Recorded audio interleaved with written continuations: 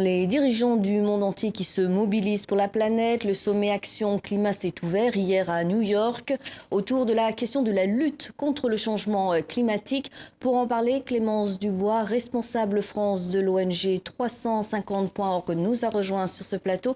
Bonjour, merci d'être avec nous. On vient de l'entendre, 16 adolescents dont Greta Thunberg vont intenter une action juridique contre 5 pays, dont la France.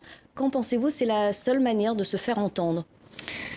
Non, il y a de multiples manières de se faire entendre, mais celle-ci est évidemment claire. Elle pointe du doigt des responsables. Les victimes des impacts du dérèglement climatique ne sont pas des victimes dont il n'y aurait pas de responsables. Elles sont les victimes de l'inaction gouvernementale, de l'industrie fossile, de ceux qui financent l'industrie fossile. Et donc là, cette plainte montre que les discours vides des chefs d'État sont désormais criminels face aux conséquences qui adviennent. Donc lorsque Greta Thunberg fustige à nouveau l'inaction des dirigeants de la planète, vous l'avez entendu, elle dit « Comment osez-vous? Vous avez volé mes rêves et mon enfance ». Vous êtes d'accord avec elle? Les gouvernements ne se mobilisent pas. Mais ils ne se mobilisent pas à la hauteur de l'urgence. C'est-à-dire que là, on est dans une fenêtre d'action qui est délimitée par la science avec laquelle on ne peut pas négocier. Donc souvent, les dirigeants, les institutions vont avec le statu quo, ils font petit à petit pas par petit pas. Or, aujourd'hui, on sait que tout simplement, on n'a pas cette chance d'aller petit à petit. Il y a déjà des millions de personnes qui payent le prix le plus fort de l'inaction. Et on sait aujourd'hui, par exemple, le CNRS a sorti une nouvelle étude qui montre qu'on pourrait aller jusqu'à 7 degrés en 2100, c'est tout simplement inconcevable. Donc c'est notre vie immédiate, notre avenir proche qui est mise en péril. Et donc c'est bien normal que les jeunes se mobilisent à la hauteur de ce... Alors vous avez suivi aussi le discours d'Emmanuel Macron. Il a lancé des actes, des actes, des actes. Vous l'avez trouvé convaincant, crédible ? Alors déjà, moi, ce que j'ai entendu, c'est qu'à la réponse des 4 millions de jeunes qui se sont mobilisés dans le monde déjà le 20 septembre, il leur a conseillé d'aller ramasser des déchets sur les plages de Corse, circuler, il n'y a rien à voir, alors que depuis, là, il y a cette action en justice, mais il y a eu aussi l'affaire du siècle en France qui a rassemblé plus de 2 millions de signatures qui dénoncent l'inaction du gouvernement. La justice a donné raison à des décrocheurs de portraits qui prenaient les portraits en mairie pour montrer que en fait, l'action climatique d'Emmanuel Macron était inexistante. Ils ont été jugés et la justice leur a donné raison parce que justement la France ne fait pas assez.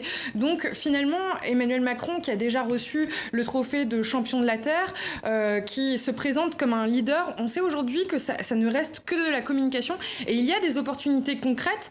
Par exemple, il a dit il faut arrêter de financer les projets fossiles à l'international. Alors comment se fait-il que la Caisse des dépôts et consignations investissent toujours dans l'industrie fossile? Les subventions à l'industrie fossile, c'est pareil. Vont-elles être supprimées lors du projet de loi finance qui arrive? Alors vous l'avez dit, Emmanuel Macron se présente comme le défenseur du climat, mais on lui reproche sa politique écologique. Pour Greenpeace, il faudrait qu'il annonce moins 65% d'émissions de gaz à effet de serre d'ici 2030. Mais comment faire selon vous? Mais on a toutes les solutions depuis des dizaines d'années. La seule raison pour laquelle on ne les développe pas à la mesure de ce que ça pourrait, c'est parce que nos flux d'argent continuent à être investis dans les problèmes plutôt que dans les solutions, parce que les gouvernements continuent à écouter les lobbies plutôt que la société civile. Donc aujourd'hui, sectoriellement, on sait quel est le chemin. La seule raison pour laquelle ça ne se fait pas, c'est que continuellement, le gouvernement d'Emmanuel Macron continue à trahir l'intérêt général. Alors une dernière question très rapidement, est-ce qu'il y a quand même des bons élèves des pays qui présentent...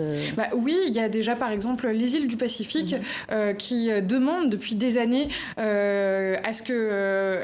et qui rehaussent leur ambition depuis des années et qui sont des leaders parce que eux-mêmes, dans le Pacifique, ils sont le moins responsables des émissions de gaz à effet de serre et pourtant ils en paient le prix le plus fort. Donc évidemment, pour régler le problème de la crise climatique, il faut prendre en compte ces inégalités et ces injustices justice qui sont cruciales. Donc non seulement ils sont à l'avant-garde du combat, mais c'est pourquoi maintenant il faut les dédommager, il faut compenser le mal qui a été fait à l'essentiel de la population qui n'est pas responsable. Merci beaucoup Clémence Dubois pour cet entretien. Je rappelle que vous êtes responsable France de l'ONG 350.org.